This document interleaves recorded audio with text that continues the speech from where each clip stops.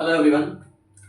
आज हम स्टार्ट करेंगे हमारा नया टॉपिक इलेक्ट्रोस्टैटिक्स के अंदर electric field due to uniform charge ring, कि कैसे एक यूनिफॉर्म चार्ज रिंग की वजह से इलेक्ट्रिक फील्ड कितना होता है। उसी के बेस पे बहुत सारी चीजें आप देखोगे, कैसे जेई में क्वेश्चन आते हैं, जेई में क्या कंसेप्ट होता है, वो सब चीजें आप देखोगे। तो देखो, चार्ज रिंग की बात कर रहे हैं तो चार्ज रिंग देखो, मान के चलो ये चार्ज रिंग है हमारे पास में। अब इस चार्ज रिंग की बात ये है कि इस पे पूरा पूरा चार्ज यहाँ सरफेस पे होगा।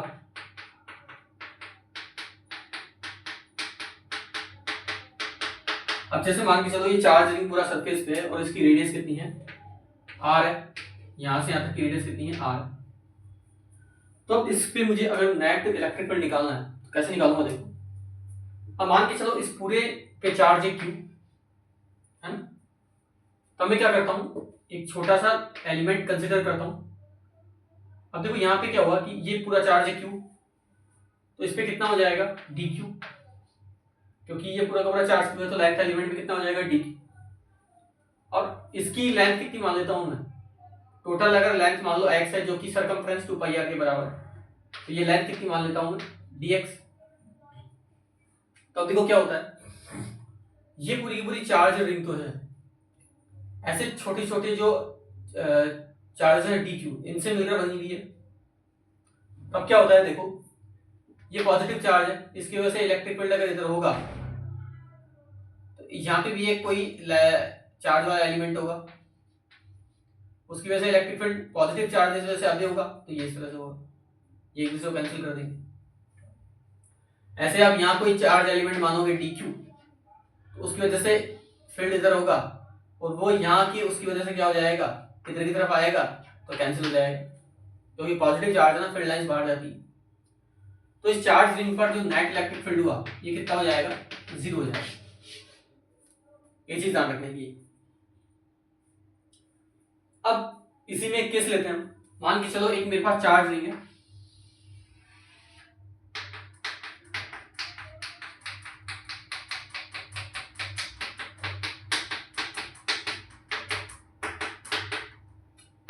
ये पूरी पूरी चार्ज रिंग है।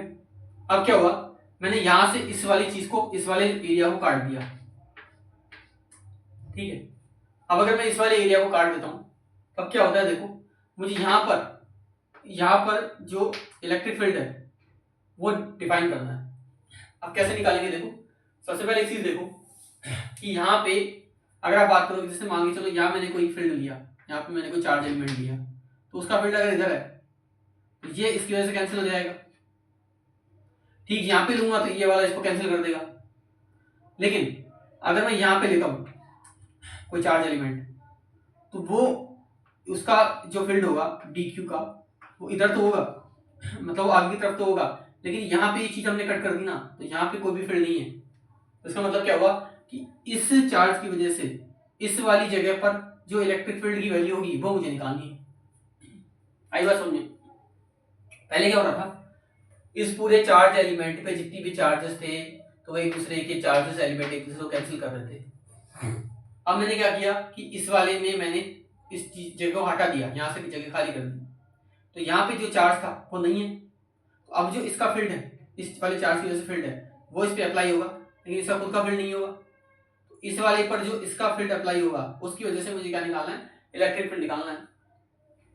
अब देखो यहाँ पे एक चीज सुनो ध्यान से, यहाँ पे सबसे पहली बात मुझे पता है इलेक्ट्रिक फील्ड किसी डिस्टेंस आर पे कितना होता है, के क्यू डिवाइड बाय कितना होता है, के क्यू अपॉन में आर स्क्वायर होता है। किसी भी आर डिस्टेंस पे कितना होता है, ई इज इक्वल टू के क्यू अपॉन में आर स्क्वायर।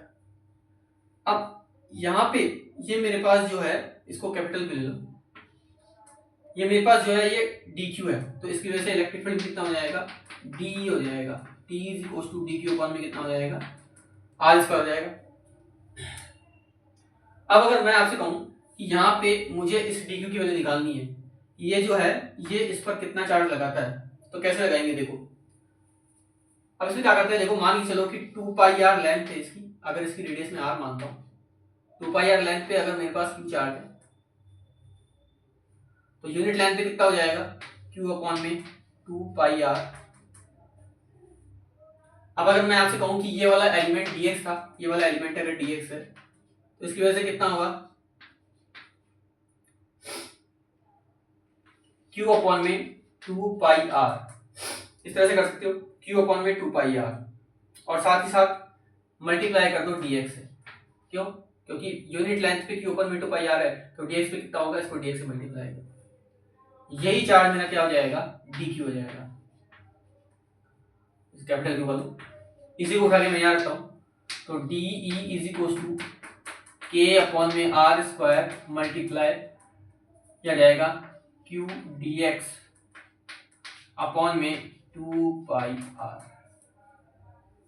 तो ये वैल्यू मेरी आएगी चार्ज की, तो ये होगा वो चार्ज जो इसकी वजह से इस पर लग रहा है, उसका इलेक्ट्रिक फील्ड आएगा। ठीक है, तो ये उम्मीद है समझ में आ गया होगा। आगे चलते हैं।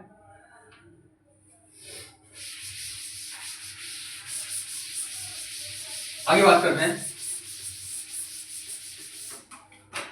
इलेक्ट्रिक फील्ड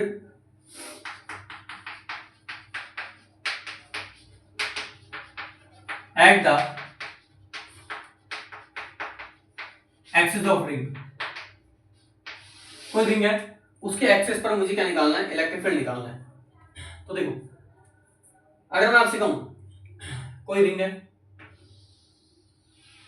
उस पर चार्ज, ये पॉजिटिव चार्ज है,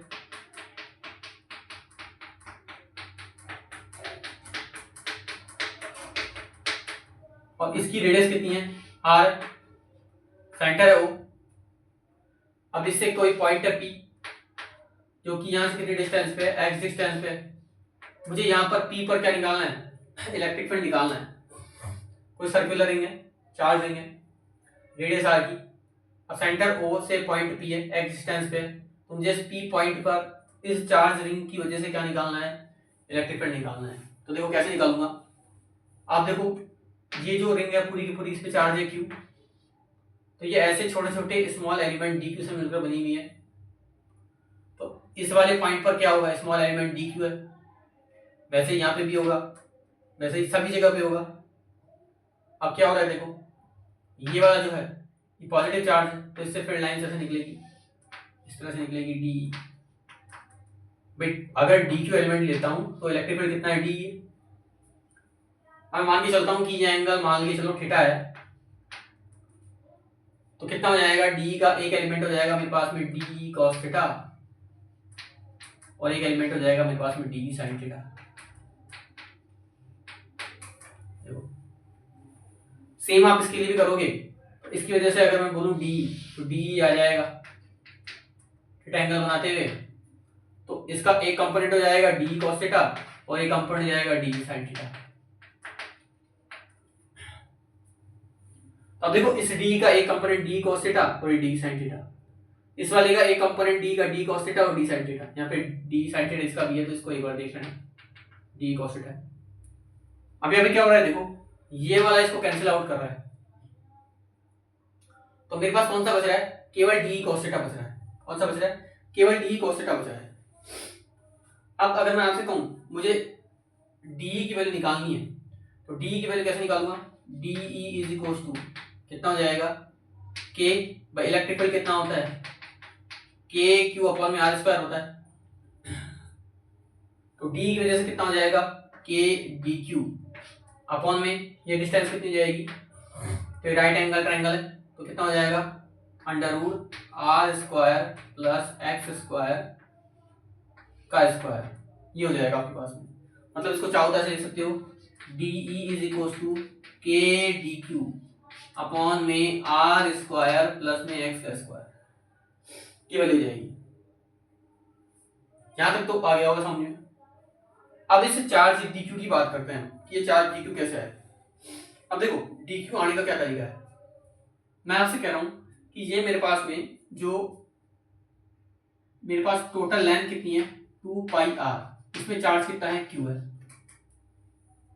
तो यूनिट लेंथ कितना हो जाएगा क्यू अपॉन में 2 पाई आर, होगा नहीं होगा। और अगर मैं आपसे कहूं ये पूरी की पूरी सरकमफ्रेंस है, अगर वो लेंथ मेरी कितनी है एल है, इस पूरी पूरी सरकमफ्रेंस की लेंथ कितनी है एल है, तो डी क्यू के लिए कितनी हो जाएगी डीएल, तो डीएल के लिए कितना हो जाएगा क्यू अपॉन में 2 पाई आर, मल्टीप्लाई dl। ये जो वैल्यू होगी ये हो जाएगी dq की। अब इसमें एक चीज और कर सकते हो आप, वैसे तो इसको लिख लो, तो ये वैल्यू dq की हम यहाँ पुट करेंगे, तो de is equal to k upon में r square plus X square, और ये वैल्यू dq की है तो q मल्टीप्लाई dl अपॉन में 2 पाई r। ये आएगा मेरे पास इलेक्ट्रिक फील्ड। ध्यान से देख लो एक बार। अब इसमें आप चाहो तो एक चीज कर सकते हो, चार्ज अपॉन में लेंथ का कहलाता है लैम्डा। लैम्डा होता है linear charge density, q upon में l होता है। अब ये लेंथ कितनी है, टोटल सरकमफ्रेंस है 2 पाई r, तो मैं यहाँ पे इस चीज का लिख सकता हूँ, लैम्डा लिख सकता हूँ, तो D is equal to K lambda dl upon में r स्क्वायर प्लस में हो जाएगा x स्क्वायर। तो ये वैल्यू मेरी निकल के आएगी इलेक्ट्रिक फील्ड की, डी की। केवल डी की वैल्यू आई है। इसमें क्या किया, डी की वैल्यू निकाली के D Q upon under R square plus X square से, तो वैल्यू आई। अब यहाँ से चार्ज डी की वैल्यू कैसे निकालेंगे, टोटल 2 पाई आर में क्यू चार्ज है, तो यूनिट लेंथ में कितना होगा क्यू अपॉन में 2 पाई आर, तो डीएल भी कितना होगा Q upon 2 pi R multiply DL. ये होगी डी क्यू की वैल्यू। इस डी क्यू की वैल्यू उठा के मैं यहाँ पुट करूंगा।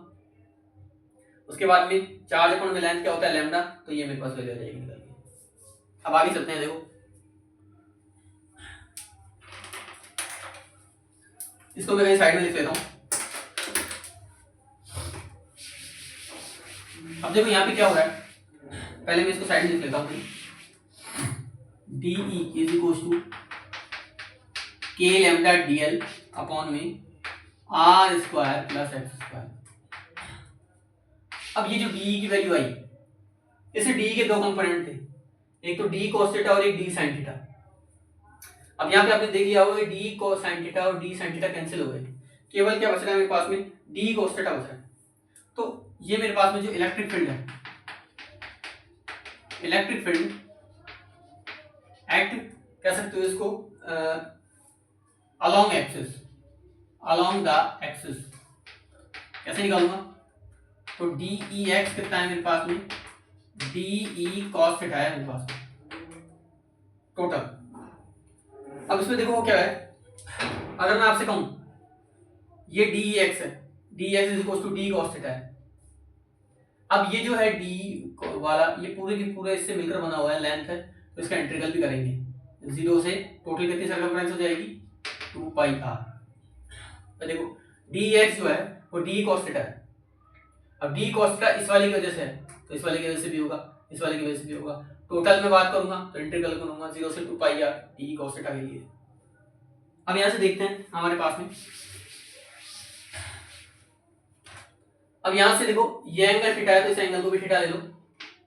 अगर मैं यहां से cos थीटा की वैल्यू निकालना चाहूं, cos थीटा की वैल्यू कैसे निकालूंगा, सामने वाला परपेंडिकुलर, ये है हाइपोटेनियस, सॉरी परपेंडिकुलर ये है बेस, तो x अपॉन में ये है हाइपोटेनियस, कितना है रूट आर स्क्वायर प्लस में हो जाएगा एक्स स्क्वायर। तो एक cos थीटा की वैल्यू आ जाएगी। अब इसको रखेंगे 0 से 2 पाई आर, डी की value K lambda D lambda upon में R square plus X square multiply cos theta कितना है एक्स अपॉन में root X square plus R square. ठीक है, ये वैल्यू आएगी। अब इसमें इसको चाहो तो और सॉल्व कर सकते हो। इसके अंदर यहां से देखो के, अब यहां से आपके पास में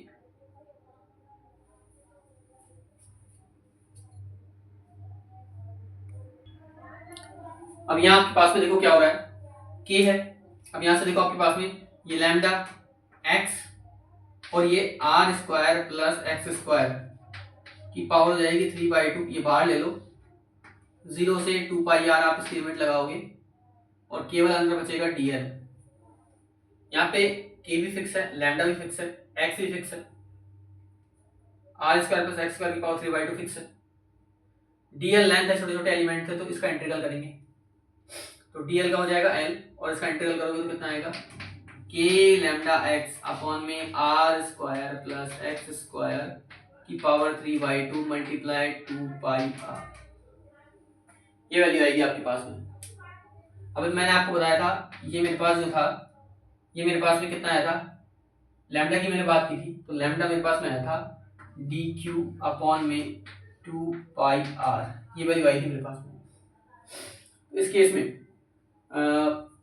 तो इसको क्यू कर लेना, तो ये क्यू अपॉन में 2 पाई आर आई थी, लैम्डा की जगह वैल्यू पुट करेंगे तो के अपॉन में R square plus X square की पावर 3/2 मल्टीप्लाई लैम्डा की जगह क्यू अपॉन में 2 pi R X multiply 2 pi capital R, ये कैपिटल आर है, तो इसको इससे काट दो, तो मेरे पास जो इलेक्ट्रिक फील्ड आएगा वो आएगा के क्यू एक्स अपॉन में R square plus X square की पावर 3/2, ये मेरे पास इलेक्ट्रिक फील्ड आएगा इस चार्ज रिंग की वजह से इस पॉइंट पी पर, के क्यू एक्स अपॉन में R square plus X square.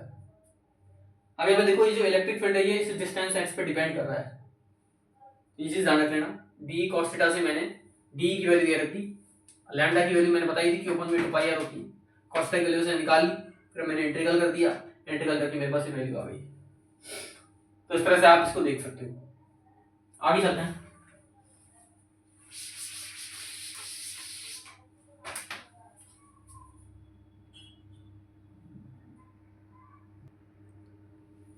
अब देखो यहाँ पे हमारे पास में ये एक चार्ज रिंग है, ये पॉजिटिव चार्ज है और ये नेगेटिव चार्ज रिंग है।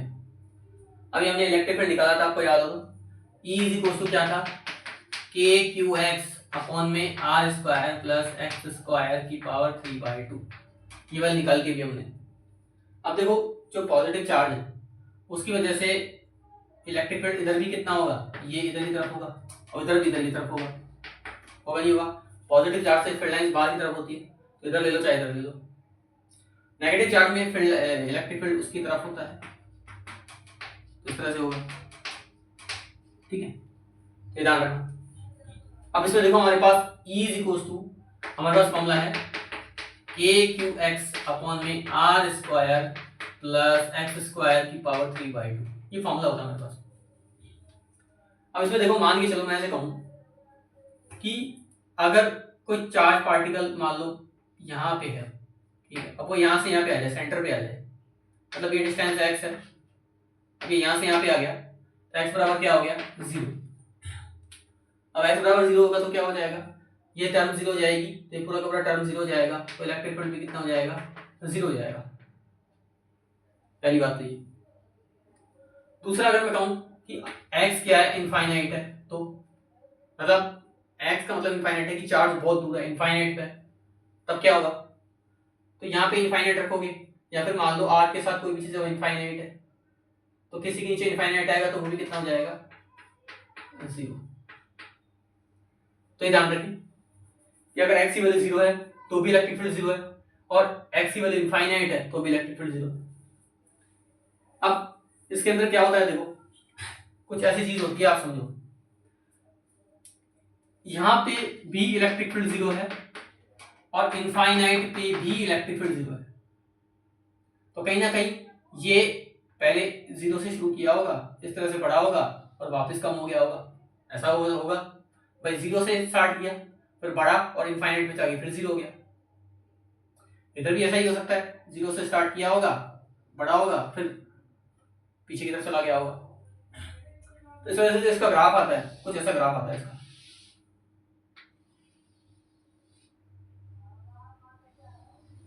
यार अब इसके अंदर एक चीज ध्यान रखो, ये ग्राफ है E और X का, ये E बराबर 0 की बात कर सकते हो और ये E बराबर इनफाइनाइट की बात कर सकते हो। अब इसमें देखो होता क्या है, ये आपके पास एक मैक्सिमम वैल्यू होती है,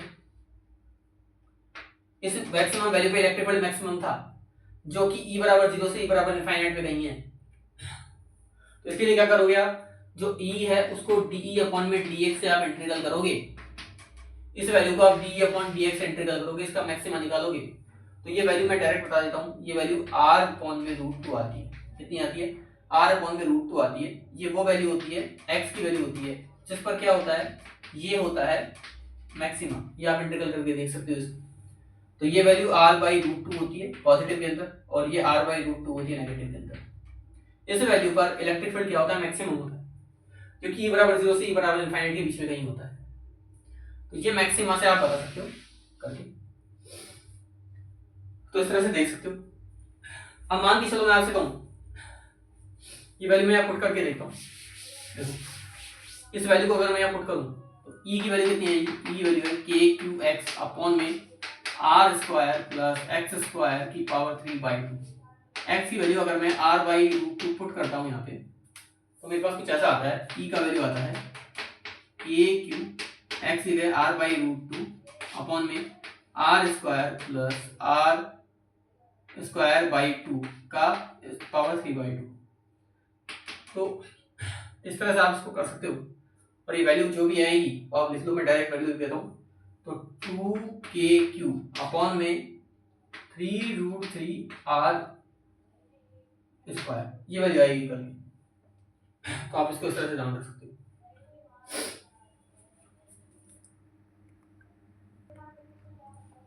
अब हम बात करेंगे electric field intensity due to uniform charge semi circular ring. तो देखो पहले हमने पूरी रिंग के लिए निकाला था, अब हम आधी रिंग के लिए निकालेंगे। आधी रिंग ये हुई, ये चार्ज है इस तरह से, ठीक है। इससे किसी पॉइंट ऊपर मुझे क्या निकालना है, इलेक्ट्रिक फील्ड निकालना है।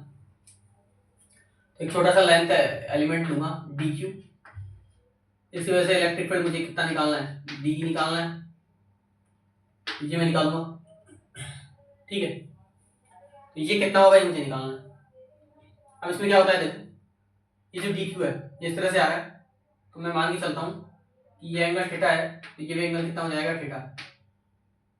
तो इस डी के दो कंपोनेंट होंगे, एक होगा डी कॉस थीटा और एक हो जाएगा डी साइन थीटा। अब क्या होता है देखो, तो मेरे पास इलेक्ट्रिक फील्ड दो डायरेक्शन में होगा, एक तो डी ई एक्स होगा डी कॉस थीटा और एक डी ई वाई होगा डी साइन थीटा। अब देखो क्या है, यहाँ पे आपके पास में जो डी क्यू है इसकी बात करो। अब डी क्यू के केस में देखो, अच्छा इससे जो चार्ज डेंसिटी है उसकी कितनी है, लैम्डा है, ये इसकी चार्ज डेंसिटी लैम्डा है। तो यहाँ पे देखो, अब अगर मैं डी के लिए निकालना चाहूँ तो डी ई एक्स कितना हो जाएगा, D E cos theta, integral करना है मुझे कहाँ से कहाँ तक, 0 से पाई तक, तो ये मैं इंटीग्रल कर दूंगा। अब देखो होता क्या है, अगर इस डी क्यू की वजह से जो इलेक्ट्रिक फील्ड है डी है, तो एक जो इसकी वजह से मैंने निकाला था कितना आया था, किसी भी लेंथ एलिमेंट के लिए कितना आया था, D E is equal to electric field कितना आया था, के लैम्डा अपॉन में आर आया था, ये मैंने देखा था। तो ये ई की वैल्यू होती है के लैम्डा अपॉन में आर, और कॉस थीटा का मैं इंटीग्रल करूंगा तो कॉस थीटा का हो जाएगा साइन थीटा 0 से पाई। अब यहाँ से K lambda divide by R sine pi minus sine 0। अब यहाँ से साइन पाई की वैल्यू 0 और साइन 0 की वैल्यू 0, तो पूरा पूरा टर्म क्या हो जाएगा, 0। और बात भी सही है, अगर इसकी वजह से D cos theta D sine theta आ रहा है तो इसकी वजह से निकालोगे तो कैसे निकालोगे, कि आप लोगे इस तरह से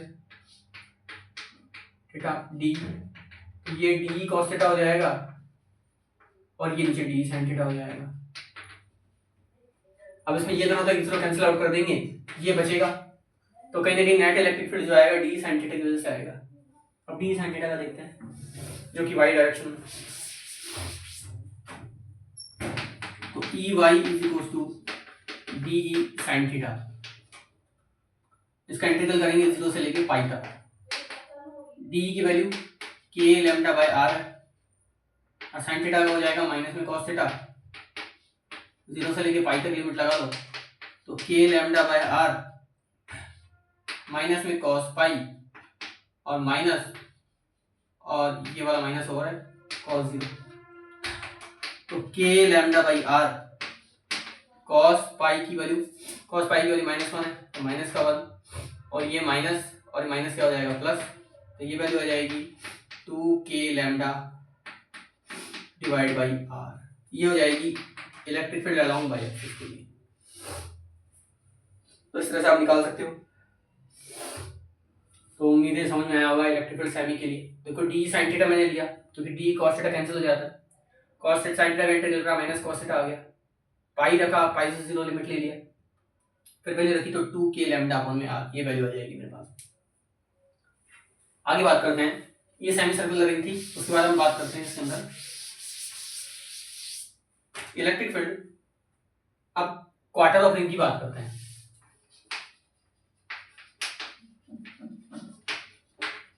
क्वार्टर ऑफ रिंग का मतलब पहले आ रही थी, फिर मैं इसको और कम कर देता हूं।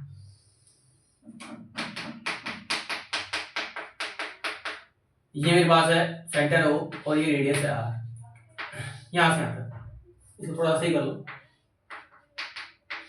यहां से आता है। अब यहां से देखो मेरे पास में वही सेम चीज है, अगर मैं यहाँ से कंपोनेंट करता हूँ तो मेरे पास कंपोनेंट जो होगा वो कुछ इस तरह से होगा, ई डी ई एक्स कितना हो जाएगा, D E cos theta, limit रखूंगा 0 से पाई बाई 2, यहाँ से डी अलग निकालूंगा, कॉस थीटा डी थीटा जो होगा वो 0 से पाई बाई 2 हो जाएगा। ये इसकी वैल्यू होती है के लैम्डा बाई आर, ये मैंने बताया था। कॉस थीटा का होता है साइन थीटा 0 से पाई बाई 2, तो K lambda by R sine pi by 2 minus में साइन कितना है 0, साइन 0 की वैल्यू 0, साइन पाई बाई 2 की वैल्यू 1 है, तो K lambda divide by R, ये वैल्यू आ जाएगी electric field along x axis के लिए। ऐसे अगर मैं यहाँ पे निकालना चाहूँ ई वाई के लिए, तो D E sine theta, limit रखूंगा 0 से पाई बाई 2, तो डी ई बाहर निकल जाएगा, साइन थीटा का हो जाएगा कॉस थीटा माइनस का कॉस थीटा 0 से पाई बाई 2, डी की value K lambda by are होती है, ये हो जाएगा कॉस पाई बाई 2, और ये माइनस है और माइनस में कॉस 0 डिग्री। अब कॉस पाई बाई 2 होता है 0 और कॉस 0 होता है 1, तो के लैम्डा बाई आर ये आ जाएगी ई वाई की वैल्यू। तो ऐसा आप निकाल सकते हो, इसमें दोनों के लिए क्या आ रही है, सेम आ रही है। अब ई नेट अगर मैं निकालना चाहूँ तो वो होता है ई एक्स का स्क्वायर और ई वाई का स्क्वायर। ई एक्स कितना है, के लैम्डा बाई आर का स्क्वायर, और ये भी कितना है, के लैम्डा बाई आर का स्क्वायर, तो ये आ जाएगा √2 के लैम्डा बाई आर, ये आ जाएगा इलेक्ट्रिक फील्ड नेट। तो ऐसे आप देख सकते हो।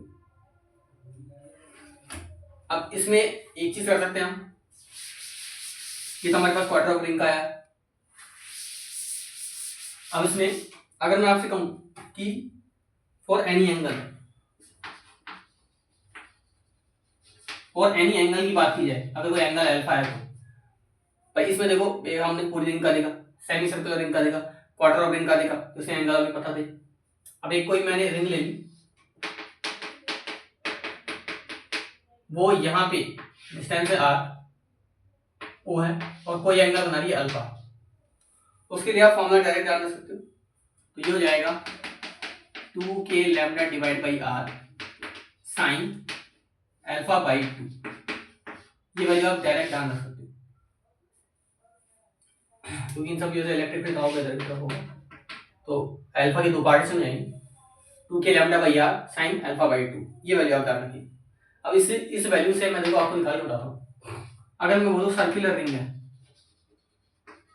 पूरी सर्कुलर रिंग है, तो पूरी सर्कुलर रिंग में एंगल कितना होता है, 2 पाई का होता है। ये पूरी सर्कुलर रिंग है, कितना एंगल बनेगा, 2 पाई का, तो इलेक्ट्रिक फील्ड कितना होता है 2k lambda by r sine 2 pi upon में 2, कितना हो जाएगा साइन पाई, और साइन पाई की वैल्यू कितनी होती है 0, तो कितना आ जाएगा वैल्यू 0। और बात भी सही है, पूरी सर्कुलर रिंग की वजह से जो इलेक्ट्रिक फील्ड होगा सभी जगह कैंसिल आउट हो जाता है, तो 0 हो जाता है। सेमी की मैं बात करूं, सेमी सर्कुलर रिंग की, तो एंगल है पाई, तो E is equal to 2k lambda by R sine कितना हो जाएगा पाई बाई 2, या पाई रखोगे, साइन पाई बाई 2 की वैल्यू 1 है, तो कितना हो जाएगा 2k लैम्डा बाई आर, ये देखो निकाला था अभी हमने आया। क्वार्टर ऑफ रिंग की बात करते हैं, तो अल्फा की वैल्यू रख दो पाई बाई 2, तो ई की वैल्यू कितनी जाएगी 2k lambda by R sine pi by 2 upon में 2, तो पाई बाई 4 हो जाएगी। तो 2k lambda by R, sine pi by 4 value होती है 1/√2। इसको काटोगे तो √2k lambda divide by R, ये वैल्यू निकल के आएगी इस फॉर्मूले से। तो इस तरह से आप इसको ध्यान रख सकते हो।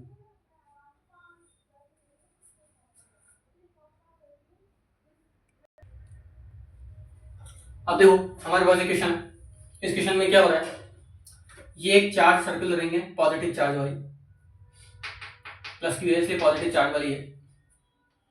अब क्या हो रहा है देखो, इस पॉजिटिव चार्ज की वजह से फील्ड लाइंस कहाँ होती है, इलेक्ट्रिक फील्ड इधर की तरफ होता है, तो ये इलेक्ट्रिक फील्ड इधर हो गया, इधर भी हो सकता है। अब क्या हो रहा है देखो, जैसे ही ये नेगेटिव वाला माइनस क्यू चार्ज का भी सेंटर पे था, अब सेंटर से मैं इसको किसी डिस्टेंस एक्स पे लेके जाता हूँ और इसको छोड़ता हूँ, तो क्या होता है देखो। अब क्या होता है देखो, जैसे मैं इस माइनस चार्ज को इधर से इधर लेके जाता हूँ, तो होता क्या है, जो माइनस चार्ज है इस पर जो फोर्स लगता है इलेक्ट्रिक फील्ड का, वो इसके अपोजिट लगता है, इधर की तरफ लगता है। अब क्या हुआ, ये चार्ज यहां से रेस्ट पे था, अब ये यहां से मैं इसको यहां ले गया तो फोर्स इधर लगाता है, तो ये मान के चलो इधर से फोर्स लगाने की वजह से इधर आ गया, मान लो यहां आ गया, तो फिर क्या होगा, इस इलेक्ट्रिक फील्ड की वजह से इसके अपोजिट डायरेक्शन में फोर्स लगेगा, तो फिर ये इधर जाएगा फिर इधर जाएगा, तो इस तरह से करता करता कुछ ऐसी कंडीशन आएगी कि ये ऑक्सीलेट करेगा, तो इसका टाइम पीरियड बताना है। अब इसमें एक चीज देखो, ये अपनी पोजीशन से डिस्प्लेस करने के बाद अपनी वापस मीन पोजीशन पे आ रहा है, मतलब ये स्टेबल इक्विलिब्रियम है, तब ये ऐसा कर रहा है। अगर इसकी जगह मान के चलो ऐसा होता पॉजिटिव चार्ज होता, तो होता क्या, ये पॉजिटिव चार्ज को मैं इधर से इधर डिस्प्लेस कर देता, तो पॉजिटिव चार्ज क्या करता, पॉजिटिव चार्ज में जो फोर्स लगता वो इलेक्ट्रिक फील्ड की डायरेक्शन में लगता, तो ये पॉजिटिव चार्ज इधर की तरफ ही जाता रहता, वापस इधर लौट के नहीं आता। लेकिन हुआ क्या कि अगर मैं नेगेटिव चार्ज की बात करूं, नेगेटिव चार्ज में क्या हुआ कि जब नेगेटिव चार्ज को इधर से इधर डिस्प्लेस किया गया तो फोर्स इसके अपोजिट लगता है, और अपोजिट लगने की वजह से ये इसको इधर लाने की कोशिश करता है। अब इधर आता है तो फोर्स फिर इसके अपोजिट लगता है, तो इधर लाने की कोशिश करता है। एक ऐसी कंडीशन आती है जिसमें ये इसी पॉइंट पे आ जाता है। तो देखो मैं आपसे कहूं कि एट इक्विलिब्रियम, अगर इक्विलिब्रियम की बात की जाए तो इक्विलिब्रियम के केस में आप देखो फोर्स कितना होता है, F is equal to Q होता है फोर्स, ये होता है force, F is equal to Q, ये फोर्स होता है। और इलेक्ट्रिक फील्ड आप जानते हो कितना होता है, मैंने निकाला था के क्यू एक्स अपॉन में R square plus X square की पावर 3/2, ये इलेक्ट्रिक फील्ड निकाला था, ये सर्कुलर रिंग की वजह से किसी पॉइंट P पे, तो पहले यहाँ पुट करो के क्यू एक्स अपॉन में R square plus X square की पावर 3/2, ये फोर्स आपके पास। अब इसमें क्या होता है देखो, अगर मैं आपसे कहूं कि जो रेडियस है और एक्स में कुछ ऐसा है कि रेडियस की बात आप कर लो, radius is very very greater than X मानते हैं, तो R square plus X square को आप लगभग आर स्क्वायर के बराबर मान सकते हैं। अब इसी वैल्यू में हम पुट करेंगे तो के क्यू और अपॉन में ये आर स्क्वायर बचेगा और इसकी पावर 3/2 हो जाएगी, मल्टीप्लाई आप एक्स करो, इसको काटोगे तो एफ इज इक्वल टू मेरे पास में K capital Q small Q upon में आर क्यूब मल्टीप्लाई एक्स आ जाएगा,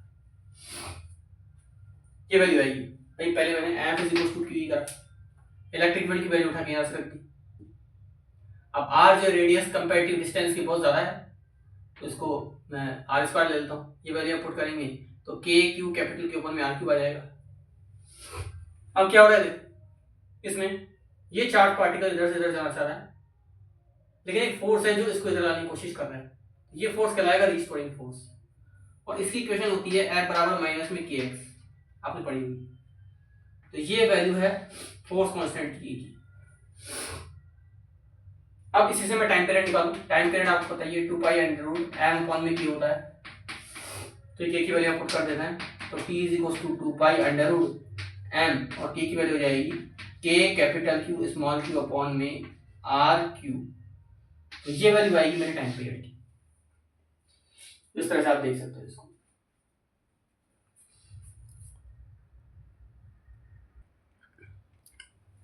अब इस क्वेश्चन में देखो, एक क्वेश्चन और लेते हैं हम। ये एक सर्कुलर एक वायर है और पूरा का पूरा ऊपर से इनफाइनाइट है। इसकी चार्ज डेंसिटी है लैम्डा। अब इस पर हमें नेट इलेक्ट्रिक फील्ड बताना है इस पॉइंट सी पर, जो कितने डिस्टेंस पे, ए पे। ये भी ए होगा, ध्यान रखना, और ये भी ए होगा।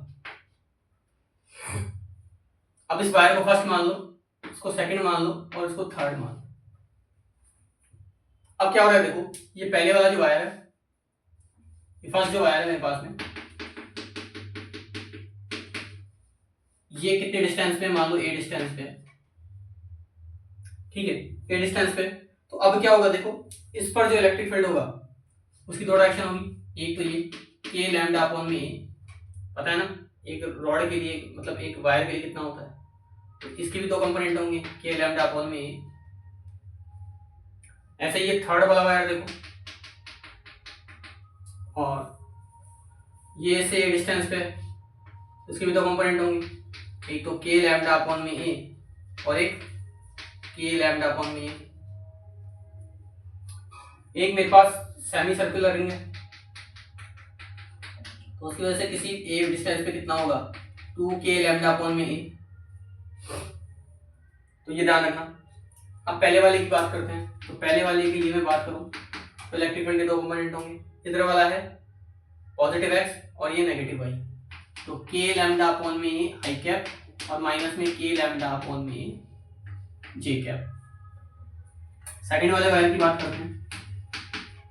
तो k लैम्डा अपॉन में ए इधर की तरफ है, तो माइनस में आई कैप, और ये भी नीचे की तरफ है, तो k लैम्डा अपॉन में ए जे कैप।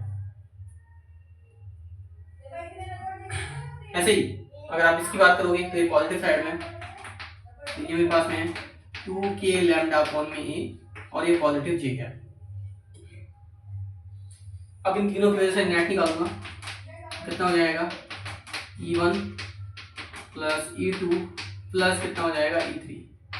तो देखो E1 की वैल्यू है k लैम्डा अपॉन में ए आई कैप माइनस में k लैम्डा अपॉन में ए जे कैप।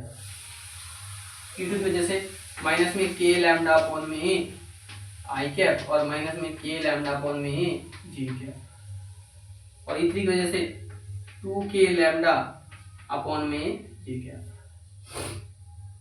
अब यहाँ पे देखो ये वाला इससे कैंसिल आउट, और ये माइनस है और ये माइनस है, तो माइनस में 2k ए जे कैप है, तो एक पास प्लस वाला से कैंसिल होगा, ई नेट मेरे पास आ जाएगा 0। तो इस तरह से निकाल सकता हूँ।